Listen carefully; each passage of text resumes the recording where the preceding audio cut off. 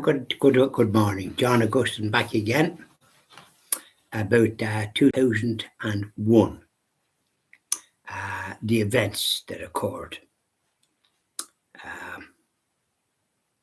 On the 22nd of March 2001, Ireland confirmed the first case of foot and mouth disease, which affected cattle.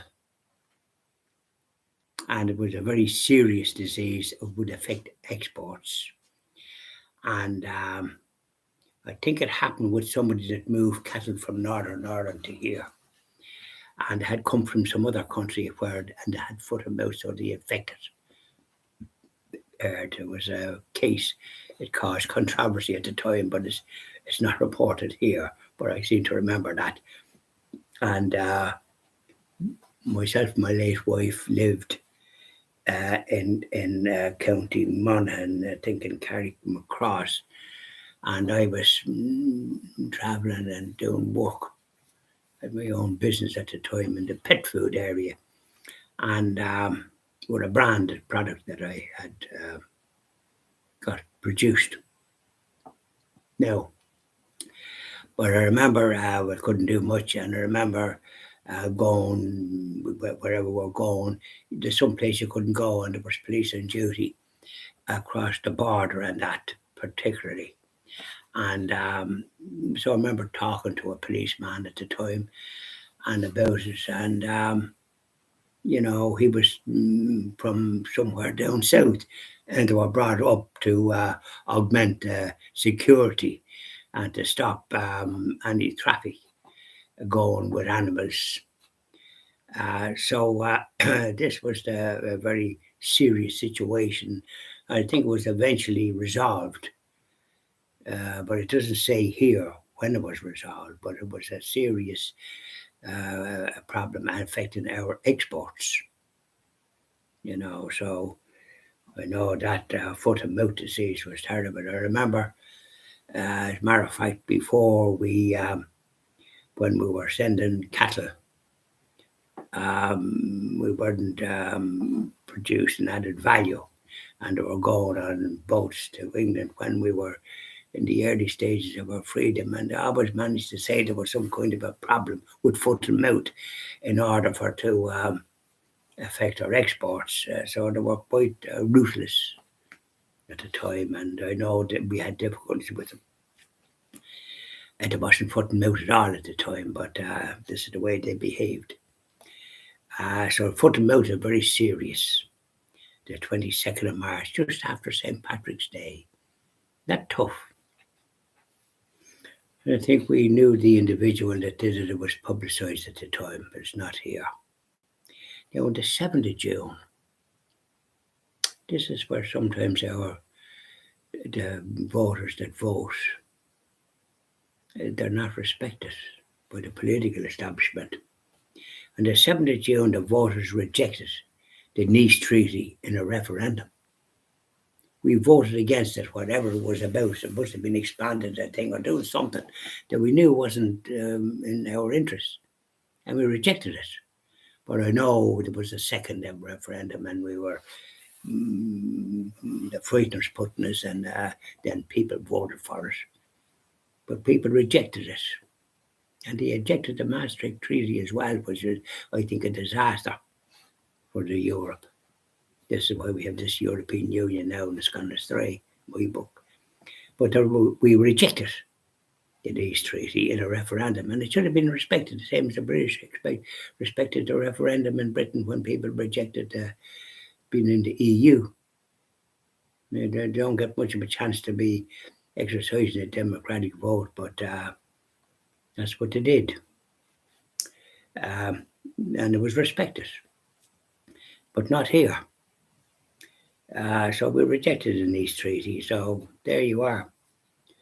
A lot of you wouldn't know or remember about that. Maybe you would. I know I rejected it. And my wife too, Lord of mercy. We can see the dangers, and we can see a lot of dangers now. I think we should be out of it.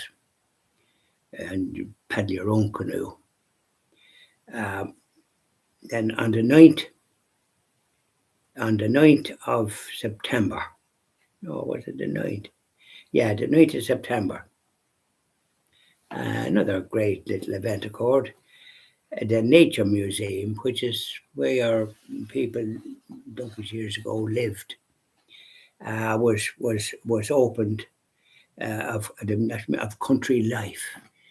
You know, when I recall a lot of events, even when I was young, helping my father, we managed to we had our own turf. Went out to the bog, cut turf. This was things that we did, and myself and my brother Don, we would have the ass and cart. We were able to bring it out without it going some other way. And we were only young.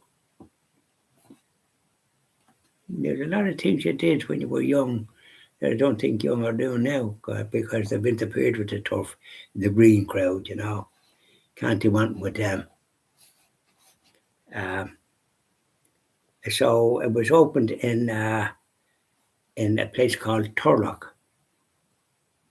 It's what they call Turlock O'Connor, famous man.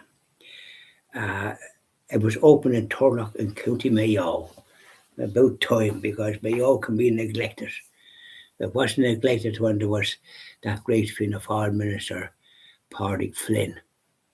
He did a lot for Mayo, but I don't think he got the thanks that he deserved. And there was a good few Fianna Fáil members down there, and they did great work. There's great roads in Mayo, thanks to him. And factories, the other was there, Abbott. It's in Castlebar, I think, and gives great employment. Yes, sorry. So that's Mayo, and I have a great fondness for Mayo.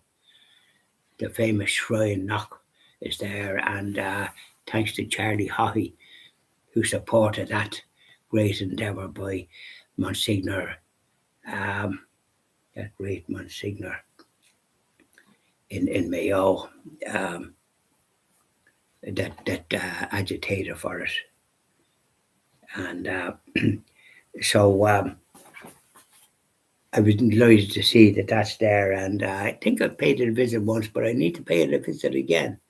And when I'm down in Mayo, which I will be, and I'd go down there regular enough. I like it. I have friends in Boyle-Kinder's Common that I sometimes visit and stay for a few days, and then tip over to Mayo. Yes, sorry. I have a great neighbour here who's from Mayo, and she goes down to visit us. And she's a brother and sister down there. They have a farm, and they're very united, and not alone united. They have a brother in America, in San Diego in California. Oh, it's 4 million people there, 4.5. He had a bit of an accident, but they went out to see him. Sorry, and there's one of my friend's sisters from Mayo. The daughter is out there visiting at the present time. He's made a good recovery from a serious accident he had at work. Yeah, he was in intensive care. Thank God he come over. Prayer's a marvellous thing to pray for people. Yeah, so that's just a little story about Mayo, because I find it a great corner, and there's great scenery there. Oh, marvellous, and it's well worth a visit. Well worth a visit. I think it's one of the nicest counties in Ireland and the friendliest people as well. That's what was my experience with it. And doing business with them was a pleasure. Now, so that's what all I'll say about so far for that. And was good, wasn't it? Bad events occurred, but then good events occurred. That's life, isn't it? The good, the bad, the ugly, like that famous film, Clint Eastwood. Great film, wasn't it? And the music. I love the music and that, or the sound. Whatever way it was. Let's have a look at that film again if we can see it somewhere. So, bye now.